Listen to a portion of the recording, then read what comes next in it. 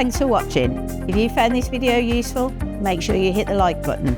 Click here to watch the next video, and finally make sure you subscribe to see all useful videos regarding the Viessmann product range.